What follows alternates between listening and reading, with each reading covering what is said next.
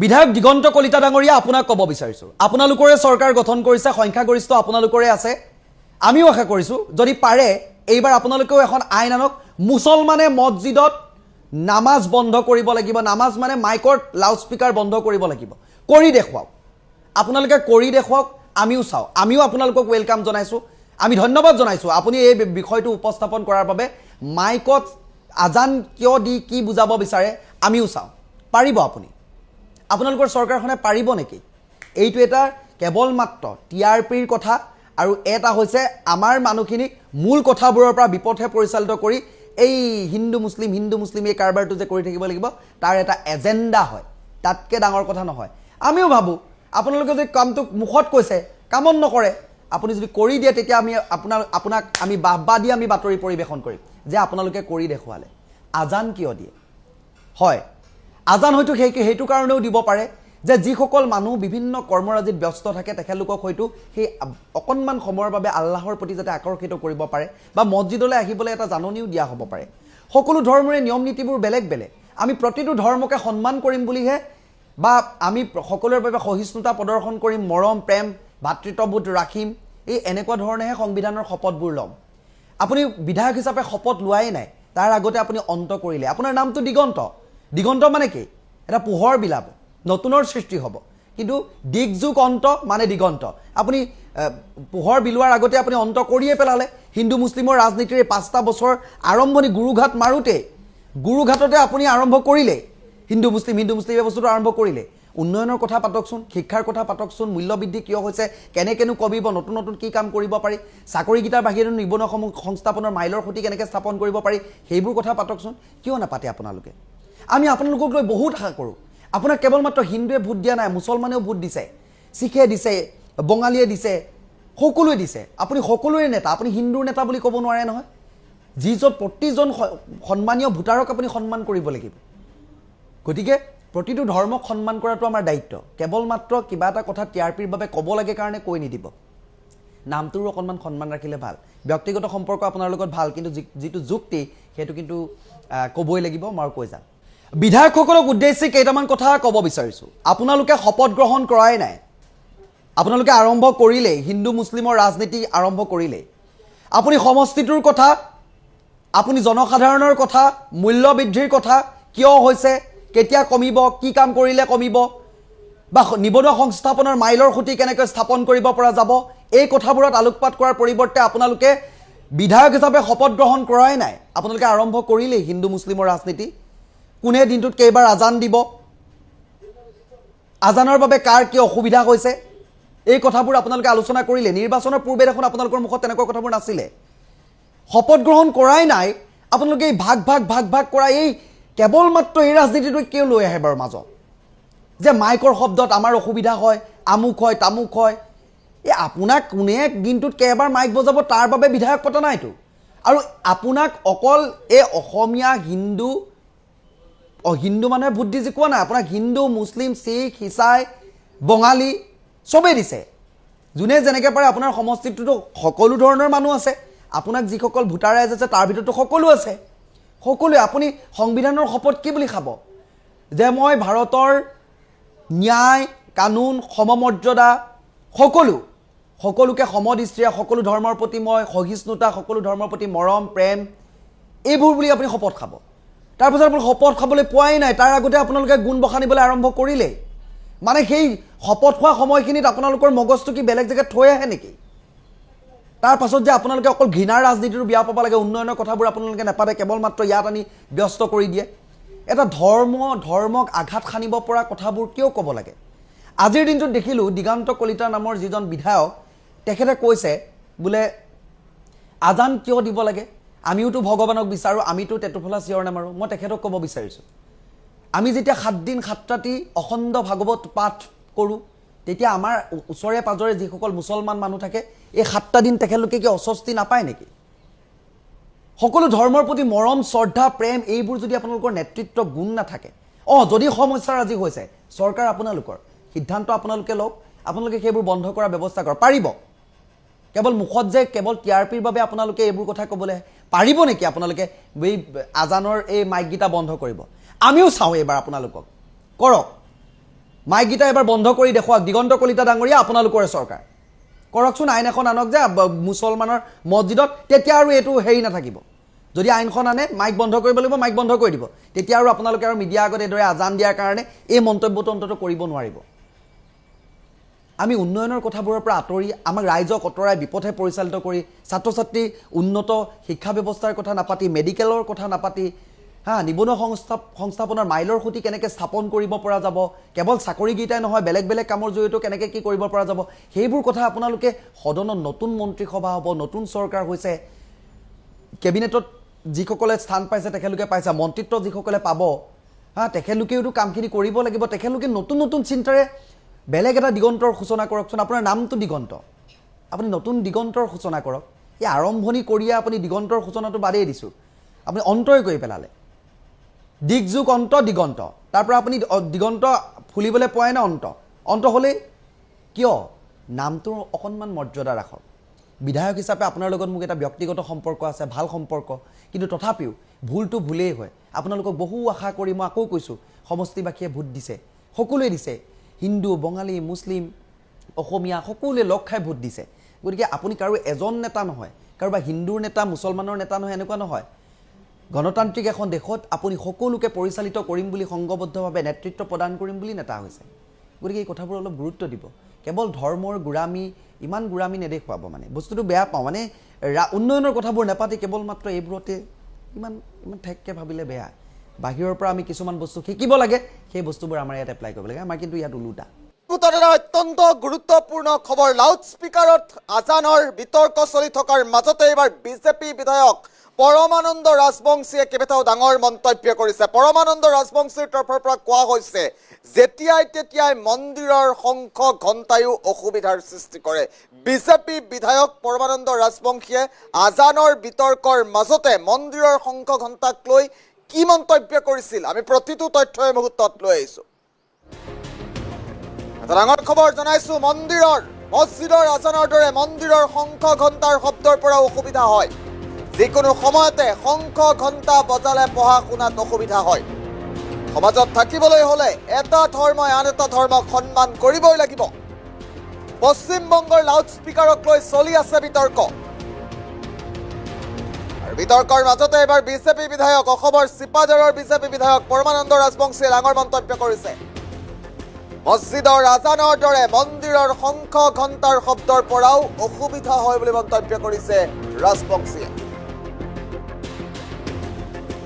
অতিকৈ গুৰুত্বপূৰ্ণ খবৰ এই মুহূৰ্তত আমি জনাইছো পৰমানন্দ ৰাজবংশীৰ মন্তব্যৰ পাছতে ব্যাপক চৰ্চা চলিছে ৰাজ্যজুৰি পশ্চিমবংগৰ লাউড স্পিকাৰ বিতৰ্কক লৈ দেশজুৰি চৰ্চা অব্যাহত আছে আৰু তাৰ মাজতে এইবাৰ বিজেপি বিধায়ক চিপাঝাৰৰ বিজেপি বিধায়ক পৰমানন্দ ৰাজবংশীয়ে ডাঙৰ মন্তব্য কৰিছে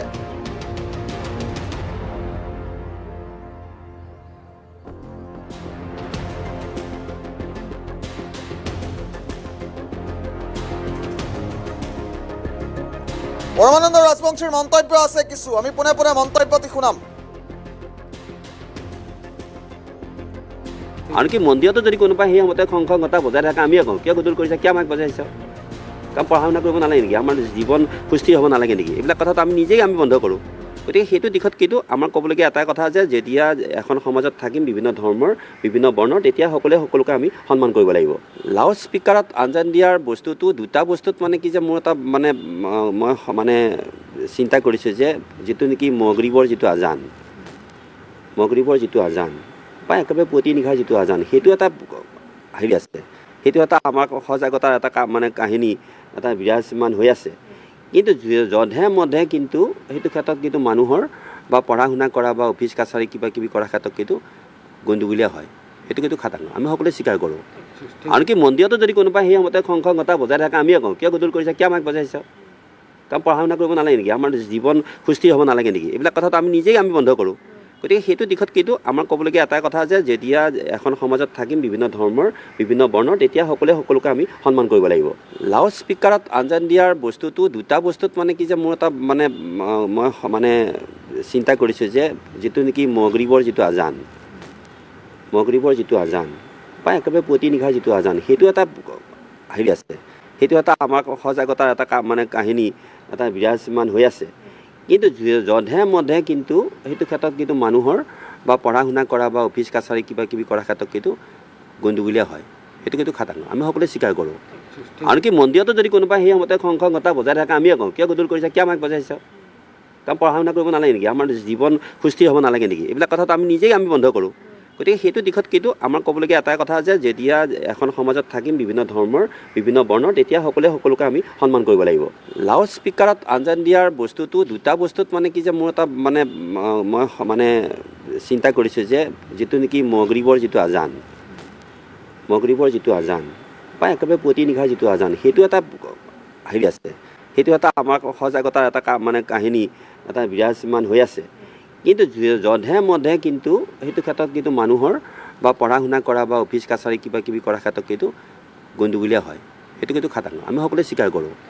আনকি মন্দিৰতো যদি কোনোবাই সেই সময়তে সংঘতা বজাই থাকে আমিয়ে কওঁ কিয় গদুল কৰিছে কিয় আমাক বজাইছ কাৰণ পঢ়া শুনা কৰিব নালাগে নেকি আমাৰ জীৱন সুস্থিৰ হ'ব নালাগে নেকি এইবিলাক কথাটো আমি নিজেই আমি বন্ধ কৰোঁ গতিকে সেইটো দিশত কিন্তু আমাৰ ক'বলগীয়া এটাই কথা যে যেতিয়া এখন সমাজত থাকিম বিভিন্ন ধৰ্মৰ বিভিন্ন বৰ্ণৰ তেতিয়া সকলোকে আমি সন্মান কৰিব লাগিব লাউড স্পীকাৰত আঞ্জান দিয়াৰ বস্তুটো দুটা বস্তুত মানে কি যে মোৰ এটা মানে মই মানে চিন্তা কৰিছোঁ যে যিটো নেকি মগৰিবৰ যিটো আজান বা একেবাৰে পুৱতি নিশাৰ যিটো আজান সেইটো এটা হেৰি আছে সেইটো এটা আমাৰ সজাগতাৰ এটা মানে কাহিনী এটা বিৰাজমান হৈ আছে কিন্তু যধে মধে কিন্তু সেইটো ক্ষেত্ৰত কিন্তু মানুহৰ বা পঢ়া শুনা কৰা বা অফিচ কাছাৰী কিবা কিবি কৰাৰ ক্ষেত্ৰত কিন্তু গণ্ডগোলীয়া হয় সেইটো কিন্তু খাটাং আমি সকলোৱে স্বীকাৰ কৰোঁ আনকি মন্দিৰতো যদি কোনোবাই সেই সময়তে সংঘতা বজাই থাকে আমিয়ে কওঁ কিয় গদুল কৰিছে কিয় আমাক বজাইছ কাৰণ পঢ়া শুনা কৰিব নালাগে নেকি আমাৰ জীৱন সুস্থিৰ হ'ব নালাগে নেকি এইবিলাক কথাটো আমি নিজেই আমি বন্ধ কৰোঁ গতিকে সেইটো দিশত কিন্তু আমাৰ ক'বলগীয়া এটাই কথা যে যেতিয়া এখন সমাজত থাকিম বিভিন্ন ধৰ্মৰ বিভিন্ন বৰ্ণৰ তেতিয়া সকলোকে আমি সন্মান কৰিব লাগিব লাউড স্পীকাৰত আঞ্জান দিয়াৰ বস্তুটো দুটা বস্তুত মানে কি যে মোৰ এটা মানে মই মানে চিন্তা কৰিছোঁ যে যিটো নেকি মগৰিবৰ যিটো আজান বা একেবাৰে পুৱতি নিশাৰ যিটো আজান সেইটো এটা হেৰি আছে সেইটো এটা আমাৰ সজাগতাৰ এটা মানে কাহিনী এটা বিৰাজমান হৈ আছে কিন্তু যধে মধে কিন্তু সেইটো ক্ষেত্ৰত কিন্তু মানুহৰ বা পঢ়া শুনা কৰা বা অফিচ কাছাৰী কিবা কিবি কৰাৰ ক্ষেত্ৰত কিন্তু গণ্ডগোলীয়া হয় সেইটো কিন্তু খাটাং আমি সকলোৱে স্বীকাৰ কৰোঁ আনকি মন্দিৰতো যদি কোনোবাই সেই সময়তে সংঘতা বজাই থাকে আমিয়ে কওঁ কিয় গদুল কৰিছে কিয় আমাক বজাইছ কাৰণ পঢ়া শুনা কৰিব নালাগে নেকি আমাৰ জীৱন সুস্থিৰ হ'ব নালাগে নেকি এইবিলাক কথাটো আমি নিজেই আমি বন্ধ কৰোঁ গতিকে সেইটো দিশত কিন্তু আমাৰ ক'বলগীয়া এটাই কথা যে যেতিয়া এখন সমাজত থাকিম বিভিন্ন ধৰ্মৰ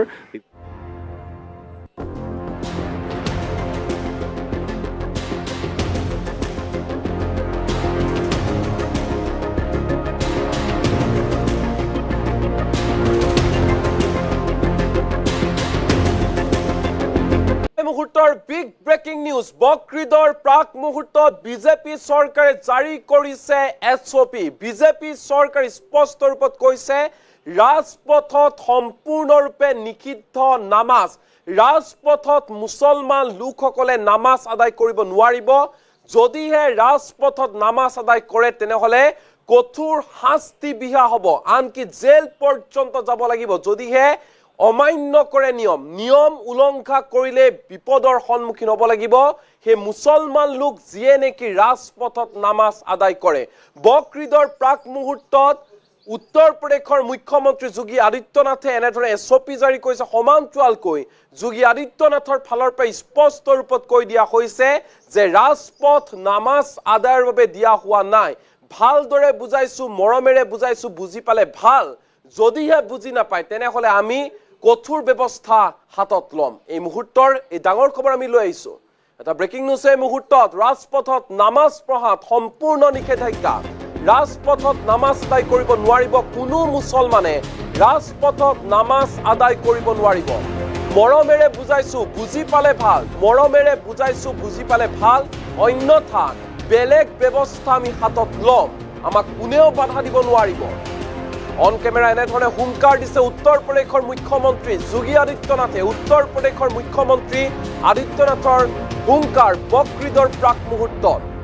বকৰিদৰ প্ৰাক মুহূৰ্তত যোগী আদিত্যনাথে প্ৰতিজন মুছলমানক স্পষ্ট ৰূপত সকিয়নি দিছে ৰাজপথ নামাজ পঢ়িবলৈ দিয়া হোৱা নাই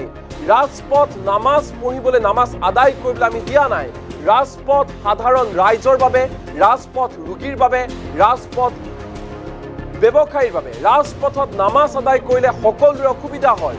ধৰ্মীয় স্থানত নামাজ পঢ়ক, ৰাজপথত নহয়। এনেধৰণে হুংকাৰ দিছে যোগী আদিত্যনাথে। ৰাজপথত কাকোকে অৰাজকতাৰ সৃষ্টি কৰিবলৈ আমি নিদিওঁ। ৰাজপথ বন্ধ কৰাৰ কাৰোৰে অধিকাৰ নাই, কাৰোৰে অধিকাৰ নাই। কোনোবাই যদি ৰাজপথ বন্ধ কৰিবলৈ চেষ্টা কৰে ব্যৱস্থা ল'ম। যিয়ে নিয়ম ভংগ কৰিব কঠোৰ শাস্তি দিম। ৰাজপথত কোনো পধ্যে নামাজ আদায় কৰিবলৈ আমি নিদিওঁ। এয়া স্পষ্ট কথা। এনেধৰণে গৰজি উঠিল উত্তৰ প্ৰদেশৰ মুখ্যমন্ত্ৰী যোগী আদিত্যনাথ। যোগী আদিত্যনাথে বকৰিদৰ প্ৰাক মুহূৰ্তত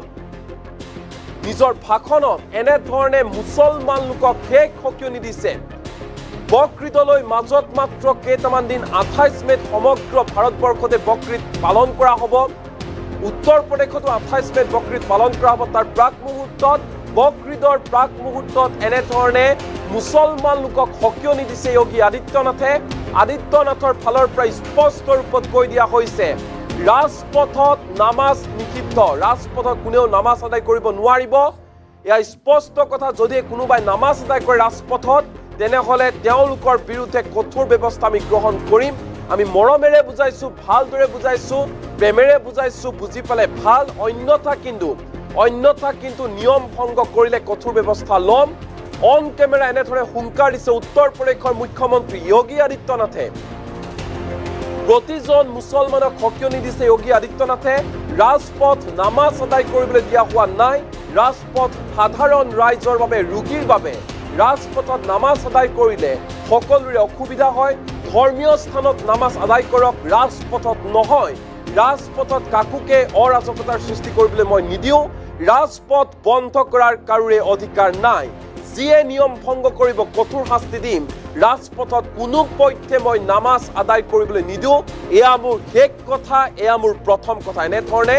গৰজি উঠিছে উত্তৰ প্ৰদেশৰ মুখ্যমন্ত্ৰী যোগী আদিত্যনাথ। যোগী আদিত্যনাথৰ ফালৰ পৰা কোৱা হৈছে উত্তৰ প্ৰদেশত কেৱল মাত্ৰ আইনী ৰাজ চলিব। যিয়ে নিয়ম ভংগ কৰিব ডাইৰেক্ট একশ্যন ল'ম। এই মুহূৰ্তত যোগী আদিত্যনাথৰ মন্তব্য আছে, কি কৈছে শুনোৱা। लोग मुझसे पूछते हैं साहब आपके यहाँ यूपी में क्या सड़कों पे सचमुच नमाज नहीं होती? मैं कहता हूं कतई नहीं होती है, आप जाके देख लो, नहीं होती है। अरे सड़कें चलने के लिए है या कोई भी व्यक्ति आकर के चौराहे पे आके तमाशा बना देगा? क्या अधिकार है उसको सड़क रोकने का? आवागमन बाधित करने का कौन सा अधिकार है? जहां उसका स्थल होगा वहां जाके करें। उन लोगों ने मुझसे कहा साहब कैसे होगा, हमारी संख्या ज्यादा है। हमने कहा शिफ्ट में कर लो, तुम्हारे घर में रहने की जगह नहीं है तो भाई संख्या नियंत्रित कर लो, और नहीं है सामर्थ्य क्यों बेकार आगे संख्या बढ़ाई जा रहे हैं। और ये चाहिए आपको कि अगर आपको सिस्टम के साथ रहना है तो याद करना हम उन नियम और कानून को मानना शुरू करें। कानून का राज होगा, कानून के राज को सबको समान रूप से लागू करेंगे। नमाज पढ़नी आवश्यक है, आप शिफ्ट में पढ़िए, हम उसको रोकेंगे नहीं, लेकिन सड़क पर नहीं। सड़क चलने के लिए एक आम नागरिक के, एक बीमार व्यक्ति के लिए, एक आम नागरिक के लिए, एक कामगार के लिए, एक कर्मचारी के लिए, एक सामान्य नागरिक के लिए, एक व्यापारी के लिए हम सड़क को बाधित नहीं करने देंगे। सरकार का नियम सार्वभौम है, सबके लिए समान रूप से लागू होता है। हमने सबको कहा, हमने कभी नहीं चलने देंगे, अराजकता नहीं सड़कों पे फैलने देंगे। यार से मानेंगे ठीक बात है, नहीं मानेंगे तो दूसरा तरीका अपनाएंगे। हमारा काम है संवाद बनाना। आप संवाद से मानेंगे, संवाद से, नहीं तो संघर्ष से भी देख लो। बरेली में लोगों ने हाथ आजमाने का कार्य किया, देख लिया ताकत। इसलिए सरकार उन सिस्टम के साथ पूरी व्यवस्था को जोड़ना चाहती है। लोग मुझसे पूछते हैं साहब आपके यहां यूपी में क्या सड़कों पे सचमुच नमाज नहीं होती? मैं कहता हूं कतई नहीं होती है, आप जाके देख लो, नहीं होती है। अरे सड़कें चलने के लिए है या कोई भी व्यक्ति आकर के चौराहे पे आके तमाशा बना देगा? क्या अधिकार है उसको सड़क रोकने का? आवागमन बाधित करने का कौन सा अधिकार है? जहां उसका स्थल होगा वहां जाके करें। उन लोगों ने मुझसे कहा साहब कैसे होगा, हमारी संख्या ज्यादा है। हमने कहा शिफ्ट में कर लो, तुम्हारे घर में रहने की जगह नहीं है तो भाई संख्या नियंत्रित कर लो, और नहीं है सामर्थ्य क्यों बेकार आगे संख्या बढ़ाई जा रहे हैं। और ये चाहिए आपको कि अगर आपको से लागू होता है, हमने सबको कहा, हमने कभी नहीं चलने देंगे, अराजकता नहीं सड़कों पे फैलने देंगे। प्यार से मानेंगे ठीक बात है, नहीं मानेंगे तो दूसरा तरीका अपनाएंगे। हमारा काम है संवाद बनाना। आप संवाद से मानेंगे, संवाद से, नहीं तो संघर्ष से भी देख लो। बरेली में लोगों ने हाथ आजमाने का कार्य किया, देख लिया ताकत। इसलिए सरकार उन सिस्टम के साथ पूरी व्यवस्था को जोड़ना चाहती है। लोग मुझसे पूछते हैं साहब आपके यहां यूपी में क्या सड़कों पे सचमुच नमाज नहीं होती? मैं कहता हूं कतई नहीं होती है, आप जाके देख लो, नहीं होती है। अरे सड़कें चलने के लिए है या कोई भी व्यक्ति आकर के चौराहे पे आके तमाशा बना देगा? क्या अधिकार है?